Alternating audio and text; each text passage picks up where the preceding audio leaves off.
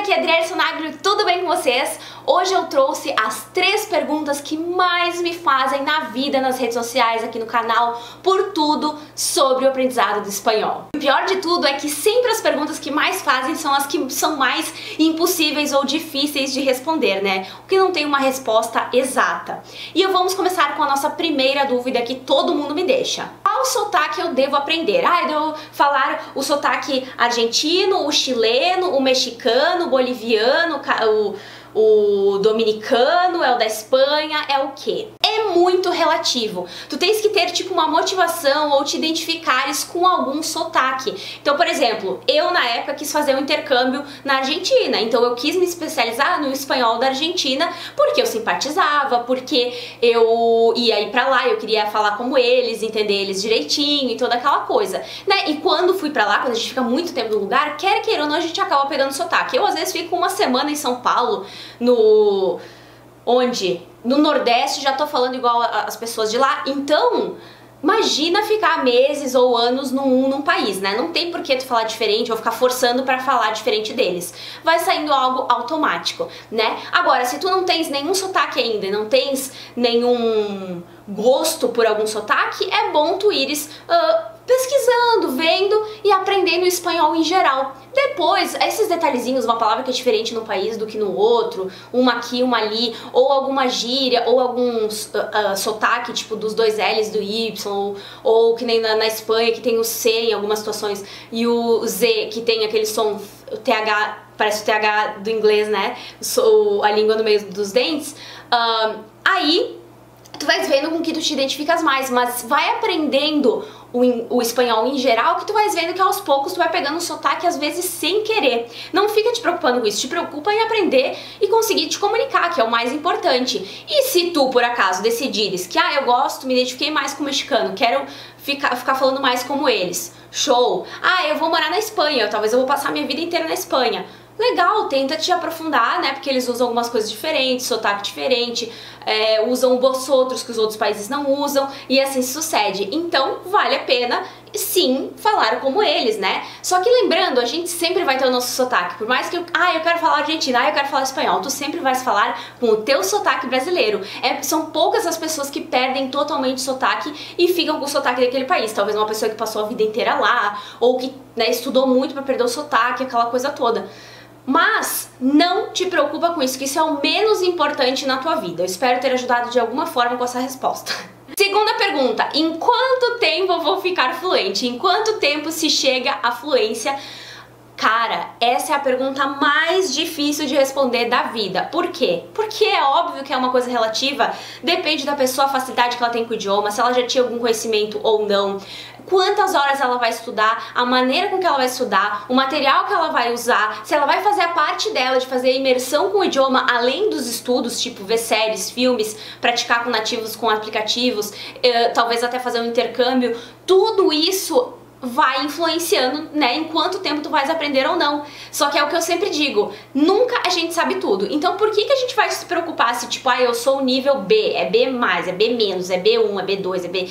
Sabe? Não se preocupa com esse negócio de nível, a não ser que tu tenhas, claro, que ter um bom conhecimento para fazer um teste de proficiência, porque tu vai entrar numa universidade tal, ou porque para conseguir a cidadania não sei da onde, ou sei lá, que tu tenhas que aprender um tanto e passar naquele teste daquele nível, né? Aí tu pode procurar testezinhos na internet para ter uma ideia do teu nível, mas sempre estuda para tentar saber o máximo possível. E cada vez a gente vai aprendendo mais. Eu não sei tudo, tu provavelmente não saibas tudo, ninguém sabe tudo, nem sequer de português.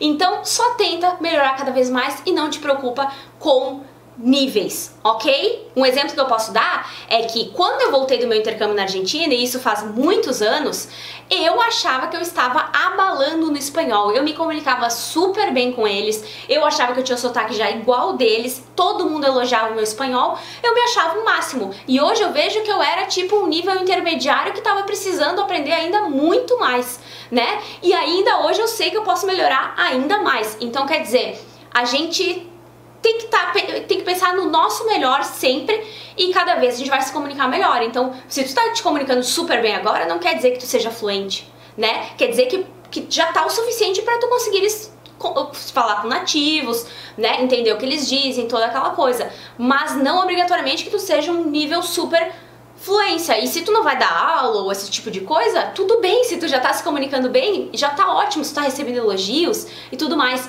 entendeu? E, mas como é que eu vou saber qual é o meu nível? Bom, tu pode fazer testezinhos na internet, mas eu sempre digo, a pessoa vem e me diz assim, ó, nossa, eu fiz um testezinho e eu tô fluente, porque eu tô nível tal.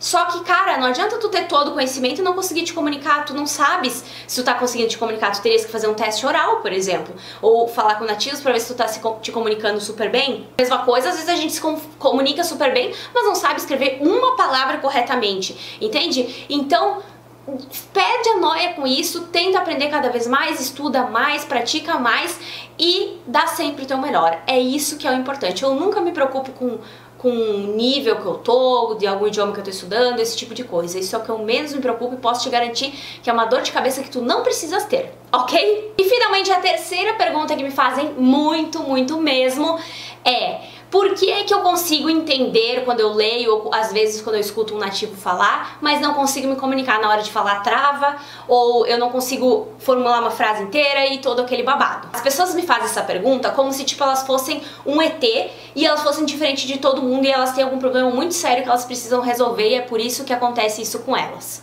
Só que não. A resposta que eu sempre dou, e é muito simples, é: falta conhecimento e prática. Ponto. Essa é a resposta. É muito simples. O fato do espanhol ter semelhanças com o português, é muito óbvio que se a gente pegar um jornal, digamos, eu não tenho conhecimento nenhum de espanhol, ou pouco, e tenho também nenhum ou pouco de inglês, e eu pegar um exemplo com o inglês, tá? E eu pegar um jornal e for ler a mesma reportagem em espanhol e inglês, em inglês pode ser que eu não entenda bulhufas.